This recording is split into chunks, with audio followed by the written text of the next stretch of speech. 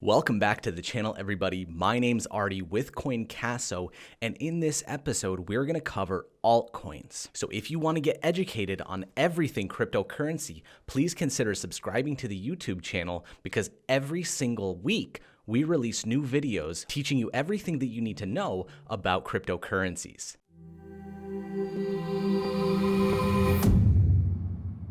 So if you've heard of Bitcoin, you've probably heard the phrase altcoin be thrown around. In this video, we're going to cover what an altcoin is. We're also going to go over some of the top altcoins, as well as go into the negative aspects of different altcoins. And finally, we're going to cover ICOs. So let's start off with the basics. What is an altcoin? An altcoin, by definition, is basically anything that's not Bitcoin. Altcoin stands for alternative coin. Some examples of altcoins are cryptocurrencies like Ripple, Litecoin, Ethereum, and Dash. So why do we even need altcoins when Bitcoin is so valuable and so widely used? Well, unfortunately, Bitcoin is not perfect. It was the first, however, and that's why it's so popular and gets so much publicity. Altcoins were actually created in an attempt to create a better version of Bitcoin. These different altcoins attempt to make their program either faster, smarter, or 100% anonymous. So all altcoins have their distinguishing characteristics, which set them apart from Bitcoin. Since the creation of Bitcoin in 2009, there have been thousands of altcoins created, each one of them claiming to be better in some way. For example, Litecoin, they promise super fast transactions and the fastest processing speeds on their blockchain. Dash, on the other hand, is known for being 100% anonymous. You cannot actually trace who the coin is coming from and who the coin is going to. Ethereum, on the other hand, has a very intelligent blockchain that offers smart contracts, as opposed to Bitcoin that only uses their currency.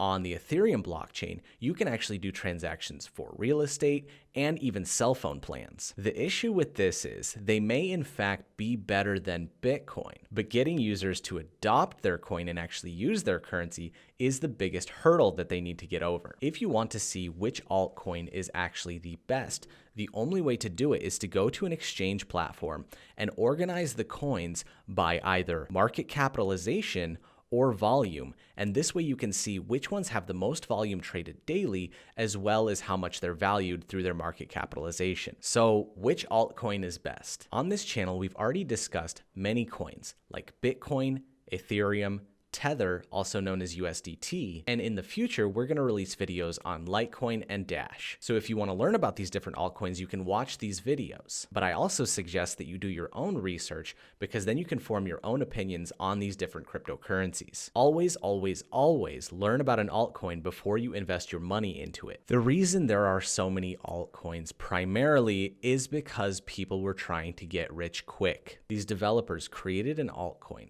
Then they got a lot of publicity behind it, used a lot of marketing efforts to really get people talking about it and investing into their project, causing the price to go artificially up. Then once it reached its peak, the developers would actually sell off all of their coins, raking in the profits and leaving everybody behind wondering what happened to their investment. This is what we call a pump and dump scheme. However, there are some great honest altcoins like Litecoin and Ethereum. Now let's get into how altcoins find their start. Altcoins begin their life as an ICO, or initial coin offering. When a company wants to create an altcoin, they create what is called a white paper. This paper goes over what their project is and how their program works, as well as future plans and how much money they need to accomplish their plan. Then, when the public deems this a good idea, they invest their money into the company and they receive a token in exchange. The money that the people invested into the company is used by the company to develop their project. Basically, it's like crowdfunding on Kickstarter, but for cryptocurrencies. Once the project is completed,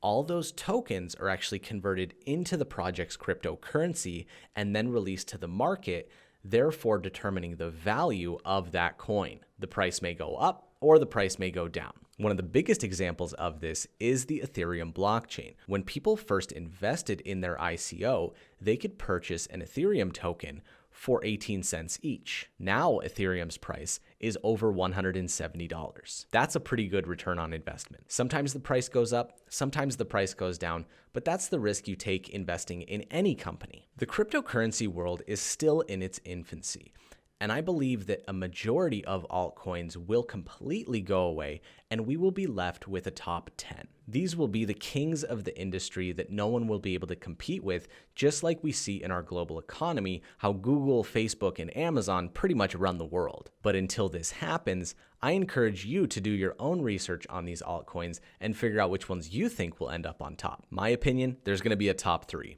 Bitcoin, Litecoin, and Ether. And that's it, guys. That's everything that you need to know about altcoins and how they get their start. I hope you guys enjoyed this video. I hope you got some value out of it. I hope I was able to teach you something. Please don't forget to like the Facebook page, subscribe to the YouTube channel, come back tomorrow when we go over the top cryptocurrency news articles, as well as the top cryptocurrency prices in the last 24 hours.